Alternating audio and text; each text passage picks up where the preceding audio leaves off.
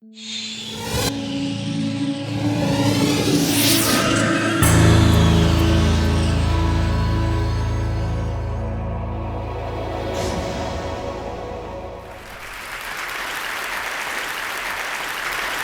me talk about India through the evolution of ideas.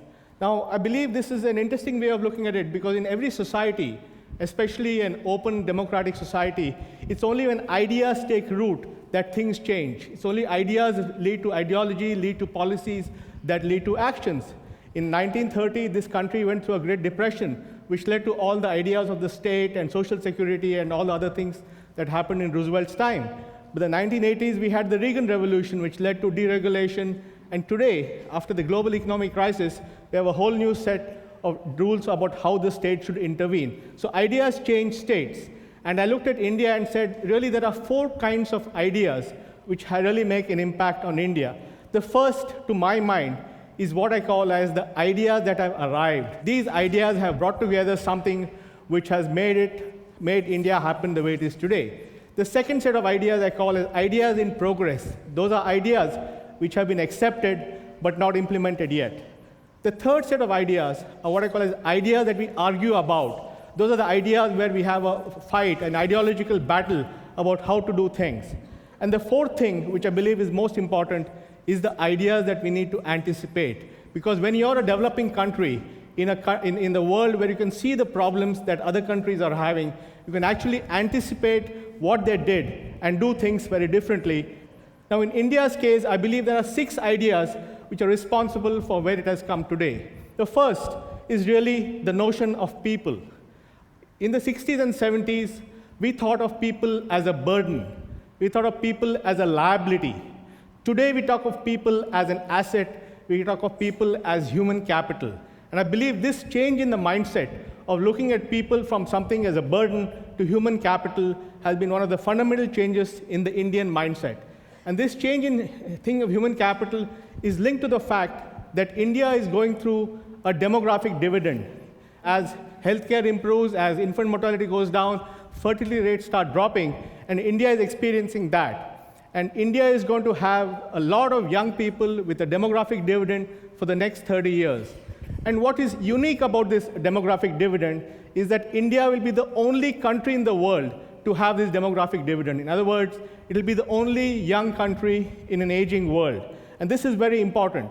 At the same time, if you peel away the demographic dividend in India, there are actually 2 demographic curves.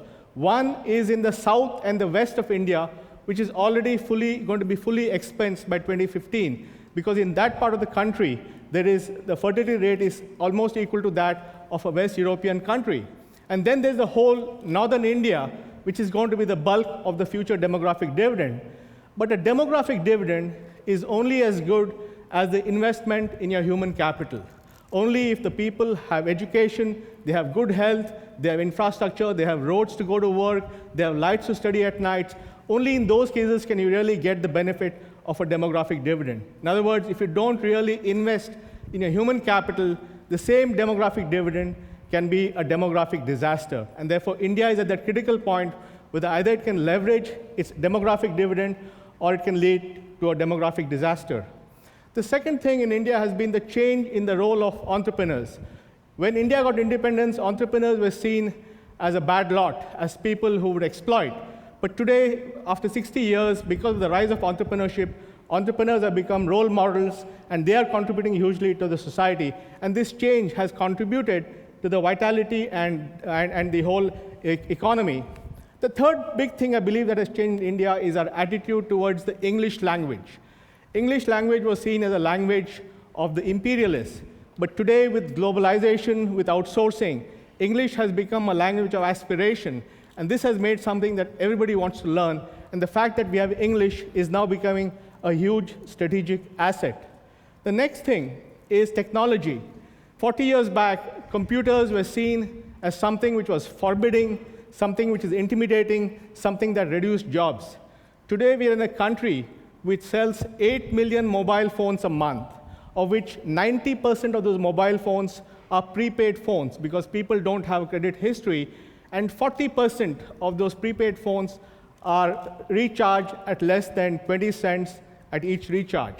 And that's the scale at which technology has liberated and made it accessible. And therefore, technology has gone from being seen as something forbidding and intimidating to something which is empowering. 20 years back, when there was a report on bank computerization, they didn't name the report as a report on computers. They called them as ledger posting machines. They didn't want the unions to believe that they were actually computers. And when they wanted to have more advanced, more powerful computers, they called them advanced ledger posting machines. So we have come a long way from those days where the telephone has become an instrument of empowerment and really has changed the way Indians think of technology. And then I think the other point is that Indians today are far more comfortable with globalization. Again, after having lived for more than 200 years under the East India Company and under imperial rule, Indians had a very natural reaction towards globalization, believing it was a form of imperialism. But today, as Indian companies go abroad, as Indians come and work all over the world, Indians have gained a lot more confidence and have realized that globalization is something they can participate in. And the fact that the demographics are in our favor, because we are the only young country in an aging world, makes globalization all the more attractive to Indians. And finally, India has had the deepening of its democracy. When democracy came to India 60 years back, it was an elite concept. It was a bunch of people who wanted to bring in democracy because they wanted to bring in the idea of universal voting and parliament and constitution and so forth.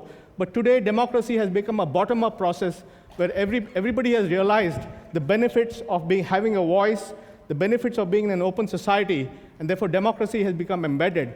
And I believe these 6 factors, the rise of the notion of population as human capital, the rise of Indian entrepreneurs, the rise of English as a language of aspiration, technology as something empowering, globalization as a positive factor, and the deepening of democracy has contributed to why India is today growing at rates it has never seen before.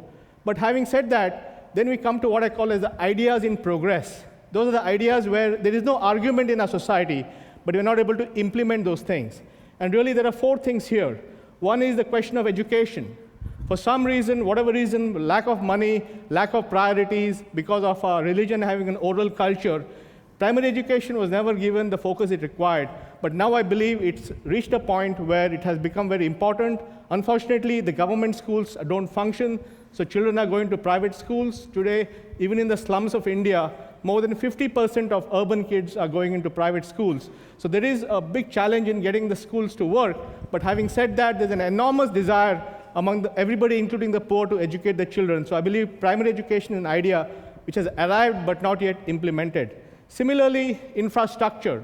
For a long time, infrastructure was not a priority. Those of you who have been to India have seen that. It's certainly not like China. But today, I believe, finally, infrastructure is something which is agreed upon and which people want to implement. It is reflected in our political statements. 20 years back, the political slogan was Roti Kapda Makan, which meant food, clothing, and shelter. And today's political slogan is Bijli Sadak Pani, which means electricity, water, and roads. And that is a change in the mindset where infrastructure is now accepted. So I do believe this is an idea which has arrived, but simply not implemented. The third thing is, again, cities.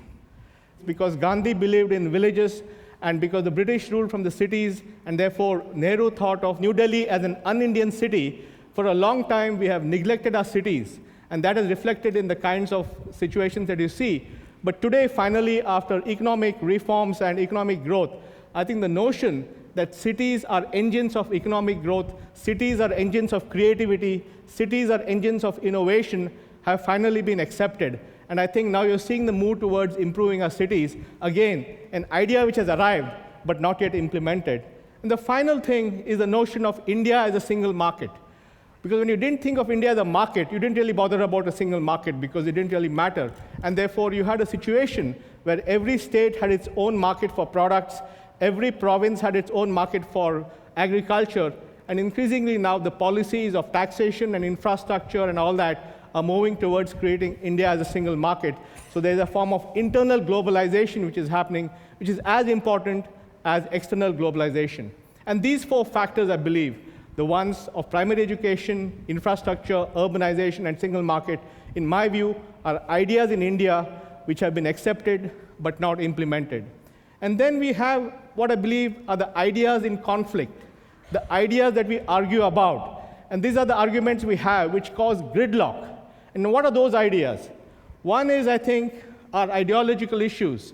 Because of the historical Indian background in the caste system, and because of the fact that there have been many people who have been left out in the cold, a lot of the politics is about how to make sure that we redress that, and it leads to reservations and other techniques. It's also related to the way that we subsidize our people, and all the left and right arguments that we have. And a lot of the Indian problems are related to the ideology of caste and other things. And this policy is causing gridlock. This is one of the factors which needs to be resolved. The second one is the labor policies that we have, which make it so difficult for entrepreneurs to create standardized jobs in companies that 93% of Indian labor is in the unorganized sector. And they have no benefits. They have no, they don't have social security, they don't have pension, they don't have healthcare, none of those things. And this needs to be fixed, because unless you can bring these people into the formal workforce, you will end up creating a whole lot of people who are completely disenfranchised. And therefore, we need to create a new set of labor laws which are not as onerous as they are today, at the same time give opportunity for a lot more people to be in the formal sector and create the jobs for the millions of people that we need to create jobs for. And the third thing is our higher education. Indian higher education is completely regulated. It's very difficult to start a private university. It's very difficult for a foreign university to come to India. And as a result of that, our higher education is simply not keeping pace with India's demands. And that is leading to a lot of problems which we need to address. But most important, I believe, are the ideas we need to anticipate. And here, India can look at what's happened in the West and elsewhere and look at what needs to be done. The first thing is, we're very fortunate that technology is at a point where it is much more advanced than when other countries had their development. So we can use technology for governance, we can use technology for direct benefits, we can use technology for transparency, and many other things.